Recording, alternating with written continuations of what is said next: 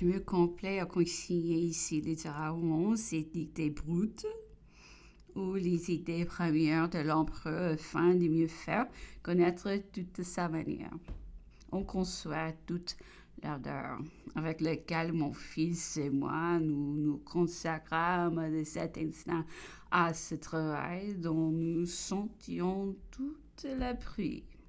Toutefois, nous n'avions point encore complété l'analyse de nos 6 mois quand j'ai été arraché de Longwood.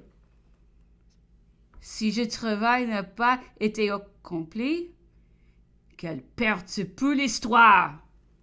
Dimanche 29 fut un trou dans le jardin. Pendant le dîner, on parlait d'une mer d'eau située dans notre jardin, fort près de nous et assez profonde pour qu'un yosif jette dit.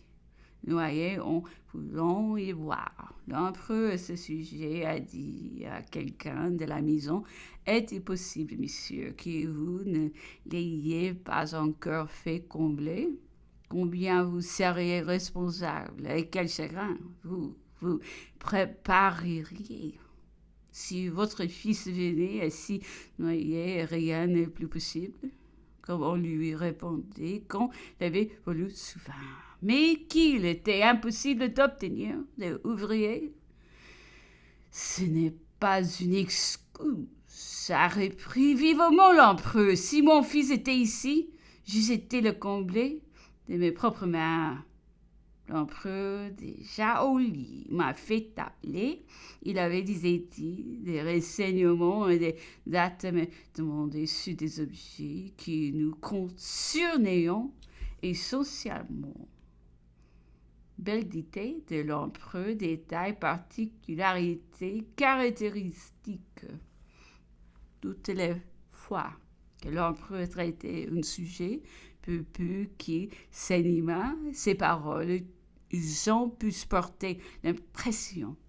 Souvent aussi, quand une idée le frappait vivement, il dictait à celui de nous qui était sous sa main. Les morceaux qui, de ce premier jet, se trouvaient du dernier fini. Ces messieurs doivent avoir beaucoup de ces dictées, toutes bien précieuses. Je ne veux bien l'état de mes yeux qui m'empêchant d'écrire me priver la plupart du temps de cette bonne fortune. Voici ce qui se trouvait dit lorsque les papiers ministériels anglais parlaient des rangs de trésors que Napoléon devait posséder et qui tenaient sans doute cachés. Vous voulez connaître les trésors de Napoléon? Ils sont immenses, il est vrai, mais ils sont exposés au grand jour. Les voici, les beaux bassins d'Anvers, celui de Flessingue, capable de contenir les plus nombreuses escadres et de les préserver des glaces de la mer. Les ouvrages hydrauliques de Dunkerque, du Havre, de Nice, les gigantesques bassins de Cherbourg, les ouvrages maritimes de Venise, les belles routes d'Anvers à Amsterdam, des Mayence et Metz, des Bordeaux à Bayonne, les passages du Simplon, du Mont-Cenis, du Mont-Genèvre, de la Corniche, que ouvrant les Alpes dans 4 directions. Dans cela seule, vous trouveriez plus de 800 millions. Ces passages qui surpassent en hardiesse, en grandeur et en effort de l'art. Tous les travaux des Romains, les routes des Pyrénées aux Alpes, des Parmes à la Spezia, des Savonne au piment, les ponts d'Iéna, d'Austerlitz, des Arts, de Sèvres, des Tours, des Rouen, de Lyon, de Turin, de l'Isère, de la Turance, de Bordeaux, de Rouen, les canaux qui joignent le Rhin au Rhône par les Doubs, unissant les mers de Hollande avec la Méditerranée. C'est lui qui unit l'Escaut à la Somme, joignant Amsterdam, à Paris, c'est lui qui est joint à Reims, à la Vilaine.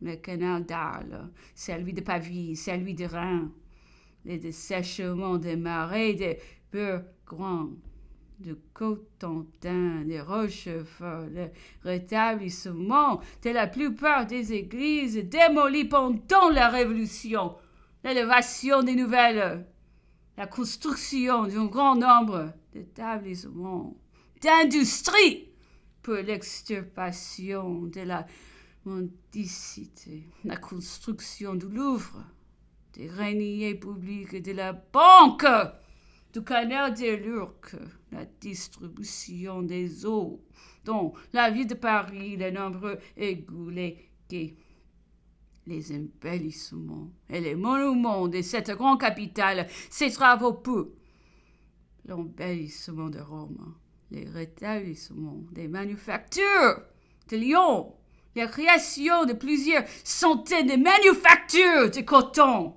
des filatures et des tissages qui emploient plusieurs millions d'ouvriers, des fonds accumulés pour créer plus de 400 manufactures de sucre, des betteraves pour la consommation du Parti de la France, qui auraient fourni le sucre au même prix que celui des Indes.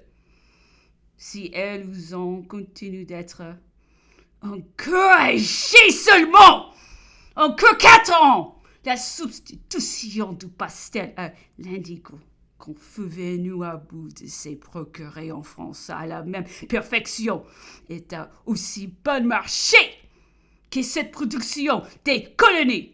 Les nombres de manufactures pour toute espèce d'objet d'art.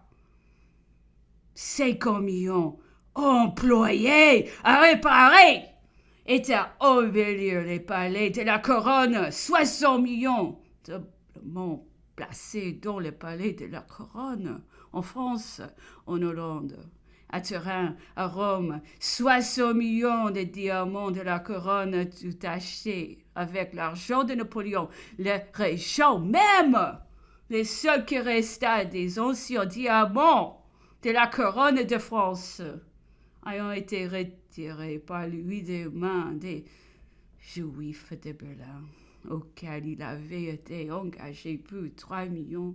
Les musées Napoléon estimaient plus de 400 millions et ne contenant que des objets légitimement acquis, ou par de l'argent, ou par des conditions des traités, des paix connus de tout le monde, en vertu desquels des chefs d'œuvre feront donner en commutation, des cessions, des territoires ou des contributions, plusieurs millions amassés pour l'encouragement de l'agriculture, qui est l'intérêt premier de la France, l'institution des courses des chevaux, l'introduction des mérinaux. Voilà que forme un trésor de plusieurs milliards qui durera des siècles.